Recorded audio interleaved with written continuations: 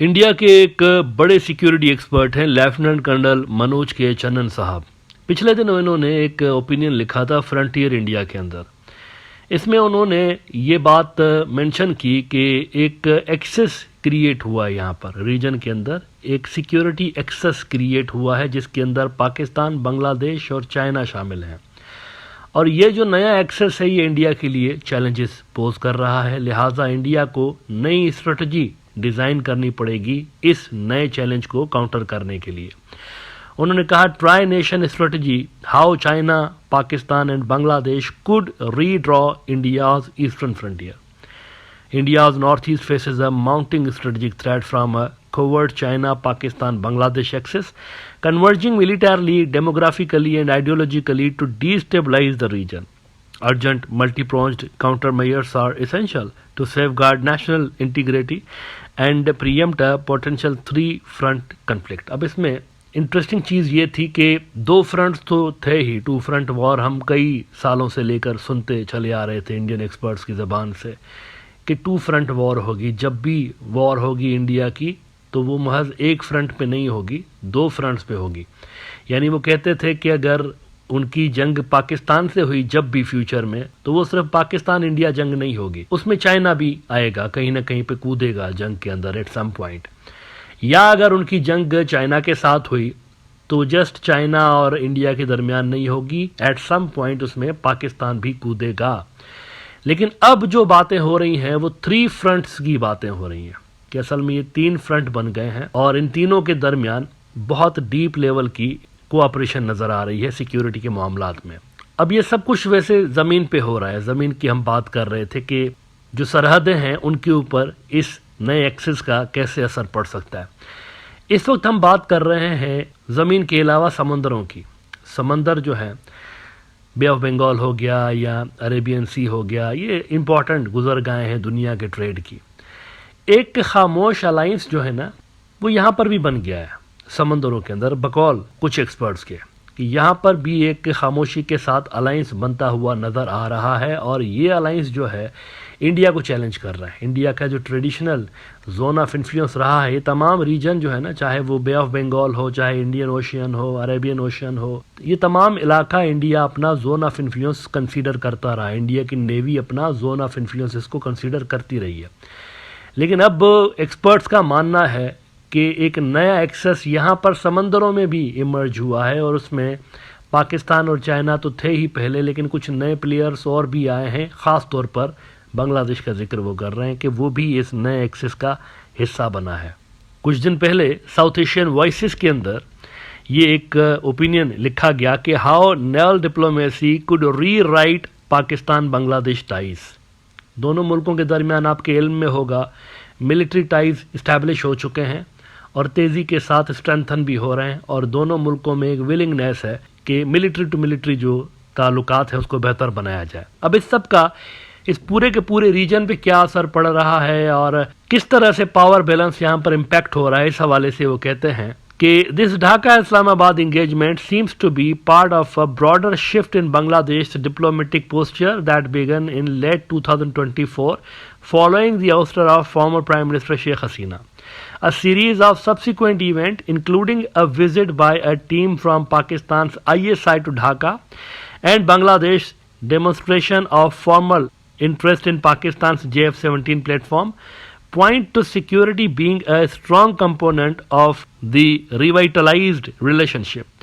In particular, given the India-Bangladesh border issue and diplomatic row, Bangladesh seems to be looking to diversify its partnerships and Islamabad is likely an attractive option.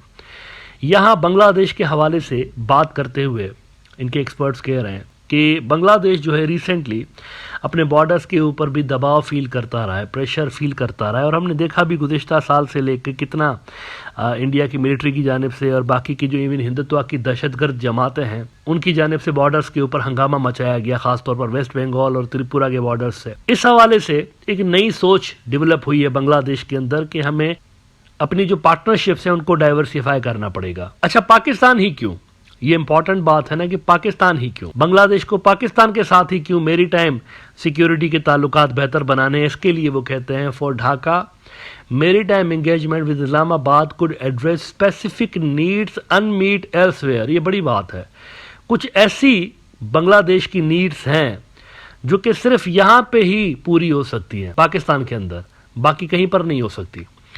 Engaging with Pakistan offers access to different regional security cooperation frameworks than the one that Bangladesh is currently involved in, like BIMSTEC, and helps achieve its goal of strategic autonomy.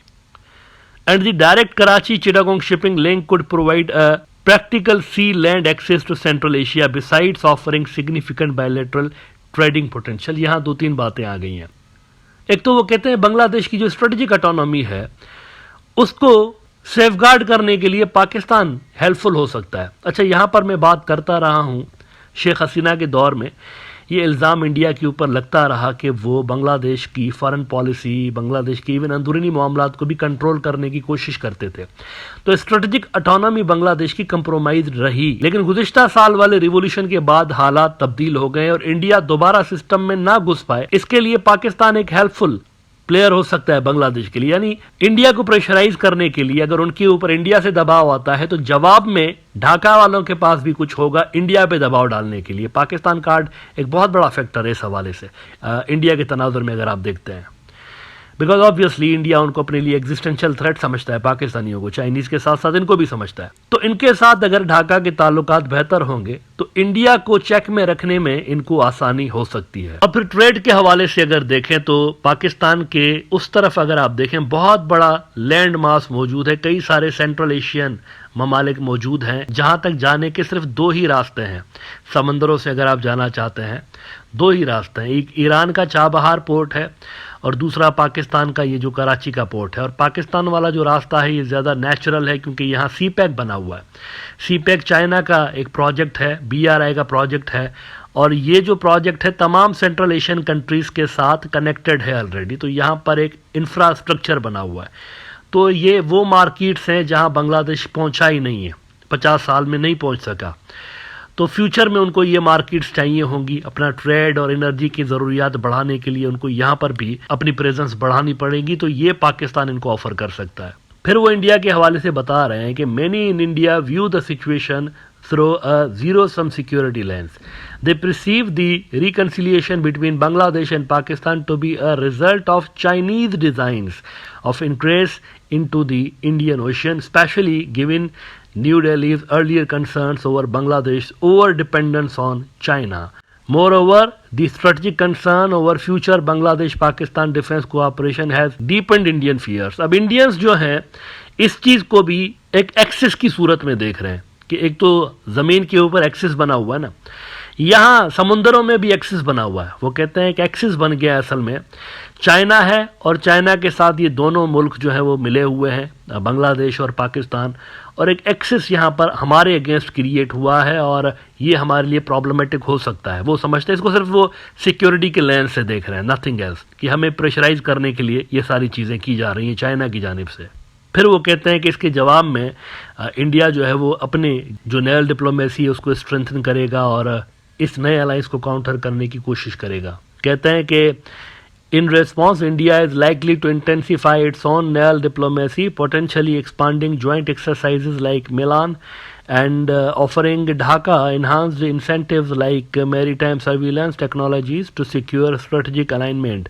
Such moves would aim to counterbalance Pakistan's outreach while preserving India's historical influence in the Bay of Bengal.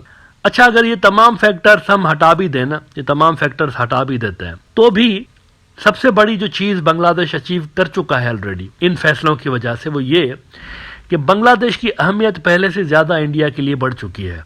पहले India इनको for granted ले रहा होता था, बांग्लादेश को for granted, because उनको पता था कि वहाँ से जो भी फरमाइश आएगी ढाका के अंदर जो पपेट बैठी हुई थी वो पूरी कर देंगी। शेख हसीना साहिबा बिना चूँ चाँ के उनकी हर बात मान लेती थी। देखें ना, यहाँ तक मान ली उन्होंने बात कि जब इंडियंस ने कहा तीस्ता के प्रोजेक्ट से चाइनीज़ को निकालो तो निकाल दिया उन्होंने। कितनी बड़ी बात है, आपका सबसे बड़ा इन्वेस्टमेंट और ट्रेड पार्टनर था चाइना, उनको ऐसे ही निकाल दिया एक हुक्म आने पे न्यू दिल्ली से। तो पहले इंडिया फॉर ग्रांटेड लेता था लेकिन अब इंडियंस को पता है कि यहाँ पर एक कंपटीशन बन गई है, यहाँ चाइनीज आ गए हैं, पाकिस्तानी आ गए हैं, so they can no longer take Bangladesh for granted. ये सबसे बड़ा फायदा है मेरे ख्याल से जो कि बांग्लादेश को इस नई पॉलिसी से हासिल हुआ है, जो कि गुज़िश्ता साल से लेकर उन्होंने अडॉप्ट की हुई है।